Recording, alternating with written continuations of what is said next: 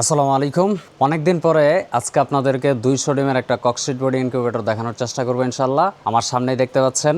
আমরা যদি মেশিনের এই পাশে কি কি আছে এটা যদি একটু ঘুরায় দেখাই, এই পাশে প্রথমে এসি-ডিসি কানেকশন করা আছে, যেটা আপনি ব্যাটারিতেও চালাতে পারবেন, কারেন্টেও চালাতে পারবেন। এই পাশে একটা পাওয়ারফুল পাওয়ার অ্যাডাপ্টার ব্যবহার করা হয়েছে। এই পাশে একটা হাইগোমিটার, এই পাশে কিন্তু WXS 3001 মডেলের একটা কন্ট্রোলার ব্যবহার করা হয়েছে, আর ওই পাশে STC 1000 মডেলের আরেকটা কন্ট্রোলার কিন্তু ব্যবহার করা হয়েছে। এই হচ্ছে আমাদের মেশিনের বাইরের সেটআপ। আর এইগুলা দেখেন স্ক্রু দিয়া সবকিছু কিন্তু শক্তভাবে লাগানো আছে, ছুটার কোনো চান্স নাই। এটা হচ্ছে মূলত হিট ফ্যান, যেটা দ্বারা মূলত বাতাসগুলো বাইরে বের হয়ে যাবে। এবার যদি মেশিনের ভিতরটা খুলে দেখাই, এই পাশে দেখতে পাচ্ছেন যে নিচে একটা কুলিং ফ্যান, ওই পাশে আরেকটা কুলিং ফ্যান, ওই পাশে এসি একটা হোল্ডার, ওই পাশে ডিসি দুইটা বাল্ব। এই পাশে কিন্তু দেখতে পাচ্ছেন আরেকটা কুলিং ফ্যান আছে। এই পাশে যদি আমি দেখাই, এই পাশে কিন্তু আরেকটা কুলিং ফ্যান ব্যবহার করা হয়েছে।